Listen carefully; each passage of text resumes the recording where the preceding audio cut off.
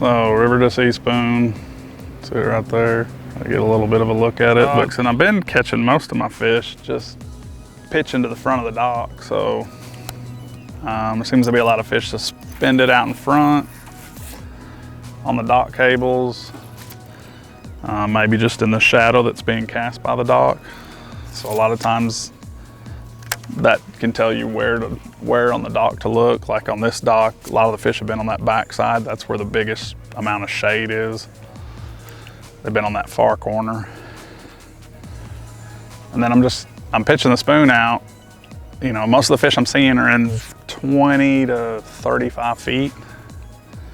So I'm just pitching the spoon out, letting it get down, you know, down and past that 20-foot range, and then hopping it a handful of times and then starting back with another cast.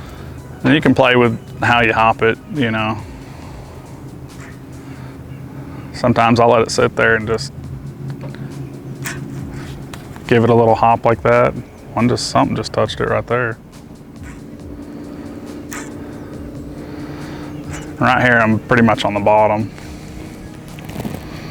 This dock's not real deep, it's like 38 foot right here. So you just wind up, like a high-speed reel. That way you can just get your spoon back quick and make another shot.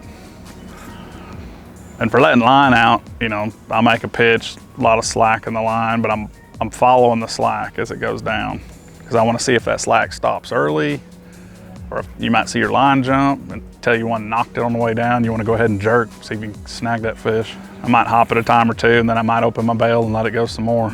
You know, if you're not real good at figuring out how deep your spoon is, what I tell people is to drop it right below the trolling motor and watch your spoon go down on your trolling motor. And when it gets to 30 foot, if that's what you're wanting to fish, you just take a black marker and mark your line right above your reel when that lure's sitting at 30 foot. Then you know whenever that black mark goes off your reel, your bait just went to 30 foot. You mark it at 20, you can do whatever you want. You can mark it with different colors if you want. Usually I just keep a black permanent marker to, especially if you're fishing with somebody else and you want them to be able to be in the zone too. You just drop their stuff on the graph, mark the line, then hand the rod back to them, and that way they can know their lure when they're down right below the boat. They know it's down there around 30 foot. And then the other way I fish, this dock in particular has a tree on the corner of it. So you can just get out over some of these deep trees, and it seems the magic trees to me are usually the trees that top out at 30, 40 foot. You know, it might be 100 foot deep. There's a 60-foot tree there, you know. Or it might only be, you know, just smacked it right there on the way down. But yeah, I mean, it might be 50 foot of water and, you know, there's a 20-foot tall tree out there. But you want the top of it to break off in that zone where the fish are holding.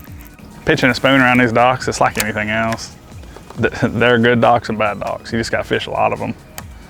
And then remember the ones, especially the ones where you catch one and he's got 6 swimming out with him, or the ones where you catch a good one, you know, you catch keepers. Just keep all that in mind, and chances are you'll be able to go back different times and catch them off those places. See, I'm over something right there. Just gonna reel it up fast. There, that's probably a dock cable.